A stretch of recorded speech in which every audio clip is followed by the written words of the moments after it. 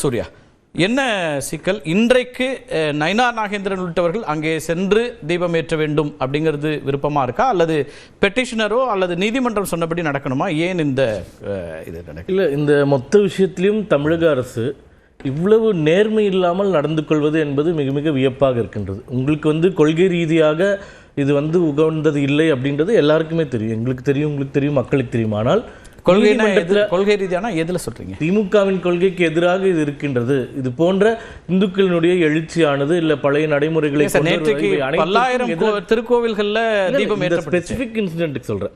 So நான் முடிச்சிடுறேன். அதாவது இப்ப இவர்களுக்கு எதிராக இருப்பதனால் நீதிமன்ற உத்தரவை மதிக்க மாட்டோம், இல்லைன்னா அதற்கு காரணம் கற்பிப்பது. இதே நீதிமன்றங்கள் தான் திரு கருணாநிதி அவர்களுக்கு அங்கே இடம் கொடுக்க மாட்டோம்னு சொன்னோம்னே மிட் நைட்டில் போய் ஹியர் பண்ணி இதே நீதிமன்றம் உத்தரவு போட்டது.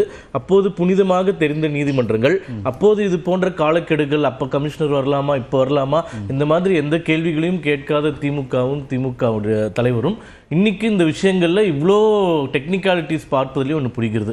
சட்ட ரீதியாக இருக்கிற வாய்ப்புகளை பயன்படுத்துற உரிமை எல்லாருக்கும் இருக்கும். இல்லை, இப்போ 2 விஷயங்களை இன்னைக்கு ஜஸ்டிஸ் ஜெயச்சந்திரன் கே ராமகிருஷ்ணன் அவர்கள் சொல்லியிருக்காங்க. முதல்ல நம்ம பாலகிருஷ்ணன் சார் சொன்னது, பாலச்சந்திரன் சார் சொன்னது, அதுக்கு அதாவது 25வது பத்தியில் என்ன சொல்றாங்கன்னா, இந்த CISF உதவி ஏன் நாடப்பட்டது என்றால் இந்த நீதிமன்ற உத்தரவை மதிக்காததனால். இரண்டாவது, நீதிமன்ற உத்தரவு மதிக்கப்படவில்லை என்றால் the court cannot stand helpless.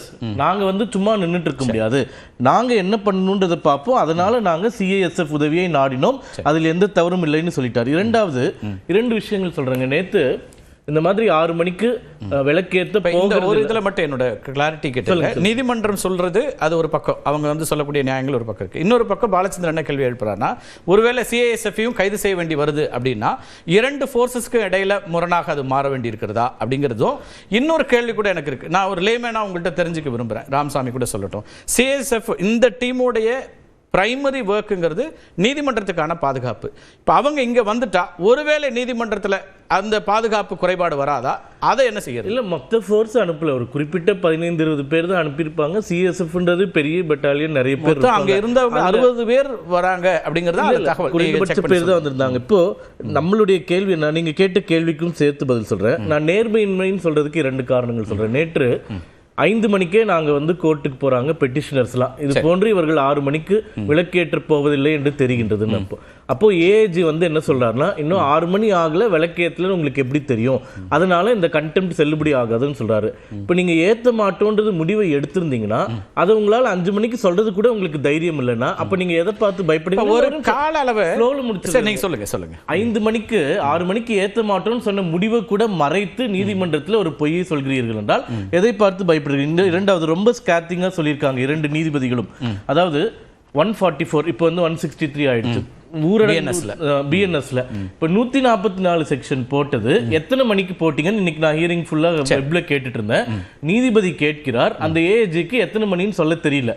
விசாரணை முடிப்பதற்குள்ள சொல்றேன்றாரு. 45 நிமிடங்கள் விசாரணை நடக்குது, அப்போ வரைக்கும் சொல்ல முடியல.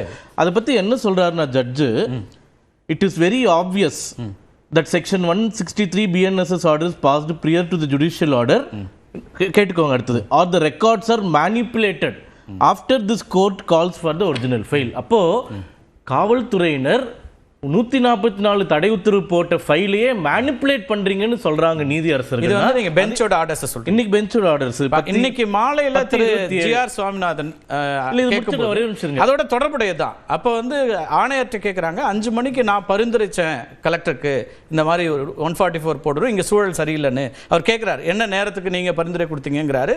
அதெல்லாம் இன்னைக்கு பேசப்பட்டிருக்கு. அது உங்க தகவல் தான். பட் இவர் இப்படி ஒரு ஸ்கேத்திங் அப்சர்வேஷன் இதுக்கு அப்புறம் நடந்தது இது. ஓகே, அப்போ இது மாநில அரசாங்கம், நாங்க அங்கதான் இருந்தோம் நேத்து அந்த இடத்துல. வீடியோஸ்ல இருந்து நானு 7, 7:30, 8 மணி வரைக்கும் 144 அப்படின்ற தகவல் எங்க யாருக்குமே வரல. அங்க இருக்கிறவங்களுக்கு, அங்க இருக்கிற காவல்துறையில தொலைக்காட்சிகள்லயே 144 போயிட்டு தான். அது எத்தனை மணிக்கு? 7:30, 8 மணிக்கு மேல வந்தது. இவங்க சொல்லக்கூடியது என்னவென்றால் 6 மணிக்கே நாங்க 144 போட்டோன்றாங்க. 6 மணிக்கு நாங்க எல்லாம் உட்கார்ந்து பாடல் கேட்டுட்டு இருந்தோம், பேசிக்கிட்டு இருந்தோம், தீபம் ஏற்றுவாங்கன்னு காத்துட்டு இருந்தோம். அப்போ இவங்க ஏன் இவ்வளவு நேர்மை இல்லாம நடந்துக்க வேண்டியது அப்படின்றது முதல் கேள்வி. இரண்டாவது, இப்ப நீதிமன்றம் ஒரு உத்தரவை அளித்து விட்டது. அதை அமல்படுத்துவதில் உங்களுக்கு என்ன பிரச்சனை? இப்போ இங்க ஒருவேளை இந்துக்களுக்கும் முஸ்லீமுக்கும் பிரச்சனை, கேள்வி வந்திருக்காங்க அப்படின்னா பரவாயில்ல, அப்படி எந்த பிரச்சனையுமே கிடையாது. உங்களுக்காக இந்த கடிதம் கொண்டு வந்திருக்கேன். இது வந்து 2005. இப்ப நீங்க சட்டம் ஒழுங்கு யாரோட பொறுப்பு? இல்ல இது சட்டம் ஒழுங்கு சிக்கல் வந்தா சூர்யா யார கேள்வி எழுப்புவதற்கான சூர்யா யார கேள்வி எழுப்புவாரு? முகாந்திரம் இல்ல. ஏன் வரலன்னா சூர்யா இது வந்து லாஜிக்கல் இது கொஸ்டின் தான். திரும்ப வந்து நீங்க சட்ட ரீதியால நம்ம பேசுவோம்.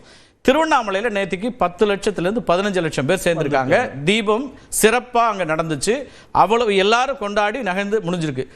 இங்க 10 பேர் தானே சார். இங்க ஏன் இவ்வளவு பிரச்சனை வருது? திருப்பரங்குன்றத்துல ஏன் பிரச்சனை வருதுன்னா தமிழக அரசாங்கம் நீதிமன்ற உத்தரவை பின்பற்றவில்லை. அதனாலதான் இப்ப என்னன்னா ஆன்மீகமா இருக்கா அரசியலா இருக்கா? இப்ப திருவண்ணாமலை மட்டும் இல்ல, அத்தனை முருகன் திருக்கோவில்களிலும் நேற்றைக்கு தீபம் சிறப்பாக ஏற்றப்பட்டுச்சு. திருப்பரங்குன்றத்துல இந்த வருஷமா இந்த பிரச்சனை இருக்கு. இப்ப நீங்க 40 ஆண்டுகளாக ஒவ்வொரு ஆண்டும் இது கோரிக்கை வைக்கிறோம். இது புதிய பிரச்சனை கிடையாது. புதிய பிரச்சனை 40 ஆண்டு கால பிரச்சனை. 40 ஆண்டு கால 100 ஆண்டு கால பிரச்சனை. 40 ஆண்டுகளாக நீதிமன்றங்களில் இந்து முன்னணி சார்பாக வழக்கு இங்கதான் என் கேள்வி என்ன வருதுன்னா, பாலச்சந்தர் கேட்கறதோடய கேட்கிறேன். 40 ஆண்டு காலமா இருக்கக்கூடிய நீதிமன்ற பிரச்சனை 100 ஆண்டுகளா இருக்கிற பிரச்சனைனா 2 நாளைக்கு முன்னாடி டிசம்பர் 1ஆம் தேதி தான் பெட்டிஷனர் போய் இந்த பெட்டிஷனை போடுவாரா? அது 1 மாத காலமாக அந்த வழக்கு நடக்கிறது. தீர்ப்பு வந்ததுதான் 1ஆம் தேதி.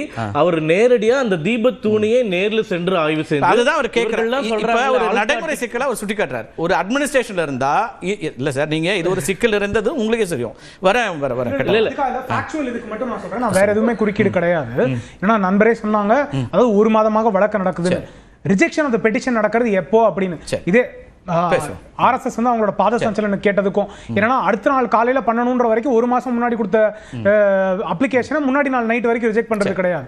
சோ அந்த மாதிரி அட்மினிஸ்ட்ரேட்டிவ் ஃபெயிலியர் இருக்கும்போது லாஸ்ட் மினிட்ல இந்த மாதிரி பிரச்சனைகள் வரும். அப்போ 1 மாசமா பெட்டிஷன் பெண்டிங்கா இருக்குல்ல, அங்க அத்தாரிட்டி ஈஓ கிடையாது, ட்ரஸ்ட் ஏன் போர்டு ஏன் அதை டிசைடே பண்ணாம ஈஓ டிசைட் பண்றாரு. ஈஓக்கு வந்து ரிலீஜியஸ் அஃபேர்ஸ்ல என்ன ஃபங்க்ஷன் இருக்கு, ஹெச்ஆர்எம்சியோட ஈஓ நீதிமன்றத்தினுடைய ஒரு திருக்கோவிலுடைய வேலைகள பொறுப்பு யாருக்கு? இப்ப நீதிமன்றம் சொன்னாலே யாரை எக்ஸிக்யூட் பண்ணணும்? நீதிமன்றம் சொன்னா எக்ஸிக்யூட் பண்ண வேண்டியது யாரு? நீதிபதி இருக்காரு. இல்லங்க ஹெச்ஆர்என்சி ஆக்ட்ல காமிக் சொல்லுங்க. ஹெச்ஆர்என்சி ஆக்ட்ல யாருக்கு சொல்றாரு நீதிபதி? அப்ப நீதிபதி உத்தரவு யாருக்கு போடுறாரு? ஈஓக்கு அந்த ஆர்டர் நீதிபதி உத்தரவு யாருக்கு போட்டுருக்காரு? ஈஓ. ஏனா ஈஓ ஆர்டர் போட்ட ஆர்டர் செட்டிஸ்ஃபை பண்றது யாருக்கு பண்ணுவாங்க? இல்ல நீங்க இப்ப சொல்றதுல இப்ப நீதிமன்றமே அவங்க தான் பொறுப்புன்னு சொல்றாங்க இல்லையா? அப்ப நீங்க அவருக்கு பொறுப்பே இல்லங்கறீங்களா? போர்டு பொறுப்புன்றாங்க. போர்டு பொறுப்பு, தேவஸ்தானம் பொறுப்பு, ஈஓ பொறுப்புன்னு சொல்லல. சரி, தீர்ப்புல அதுதான் இருக்கு. எக்ஸிக்யூட் பண்ண இப்ப போர்டுனா யார் சார்? கான்ஸ்டிடியூஷன் யாரெல்லாம் இருக்கு அதுல? அப்புறம் அப்ப ட்ரஸ்டீஸ் இருப்பா, ஈஓ இருக்க மாட்டாங்க. ட்ரஸ்டில யாரு? ஹெச்ஆர்என்சி ஆக்ட்ல ஈஓ வேற, ட்ரஸ்ட் வேற. ஆமா சரி ரைட். இல்ல ஒரு கேள்வி வேற மற்றவங்களுடைய கேள்வி. நீதிமன்றம் உத்தரவு கொடுத்தாகிட்டது, அதை நீங்க மறுக்கிறீங்க, என்ன காரணம்? இப்போ உங்களுக்கு என்ன பிரச்சனைன்றதை இன்னைக்கு வரைக்கும் கேட்கிறோம். முதல்வரோ இன்னைக்கு வரைக்கும் இந்த நீதிபதி கொடுத்த ஆர்டர்ல என்ன பிரச்சனை, இதை நாங்கள் ஏன் செயல்படுத்த மறுக்கிறோம்ன்றதை சொல்லியிருக்காங்க. பதற்ற நிலையை வைத்துக் கொண்டே இருப்பதற்கான காரணம் என்னவென்றுதான் எங்களுக்கு தெரியவில்லை. சரி, அதான் சட்ட ரீதியா அரசாங்கம் இருக்கக்கூடிய வாய்ப்பை பயன்படுத்தி மேல்முறையீடுங்கிறது என்ன சட்ட ரீதியான வாய்ப்பு? இன்னைக்கு முடிஞ்சு நீங்க சொன்னது குட்வில் அடிப்படையில் ஒத்துக்கலாம்.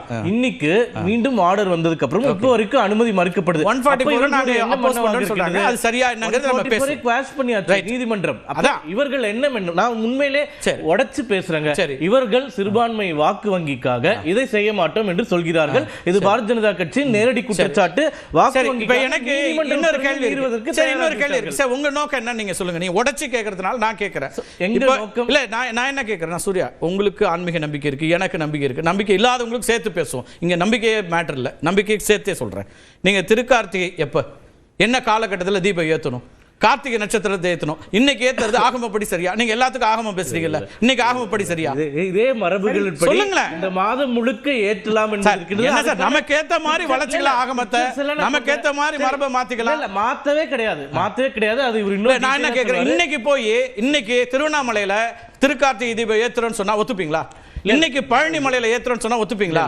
இன்னைக்கு நாள் குறிப்பிடப்பட்டிருக்கு, அது நீங்க தடங்கல் பண்றீங்கன்னா நாங்க ஏத்துறோம். அதற்கு விதிகள்ல இடம் இருக்கா இல்லையான்னு பார்ப்பது அவங்களுடைய வேலை. இல்ல அது சட்ட சொல்றேன், நான் அத கேட்கல சூர்யா. நீங்க சொல்ற சட்டம் இல்ல, நான் ரெண்டு விதமா பேசுறேன். பிரச்சனை அவ்வளவுதான் கேக்குறேன். நான் புரிஞ்சு நீதிமன்ற உத்தரவை பின்பற்றுறது. நான் என்ன கேக்குறேன்னா நீதிமன்ற உத்தரவை பின்பற்றணும் ஆண்டாள்கிட்ட கேக்குறேன், ஆண்டாள் அவர்கிட்ட கேக்குறேன். என்னோட கேள்வி, இப்ப நீதிமன்ற சட்டம் ஒன்னு இருக்கு, ஆகம விதின்னு ஒன்னு நீங்க தொடர்ச்சியா சொல்லக்கூடிய ஒன்னு இருக்கு, நானும் நம்புறேன். இப்ப இந்த ஆகமும் இதை ஒத்துக்குதா?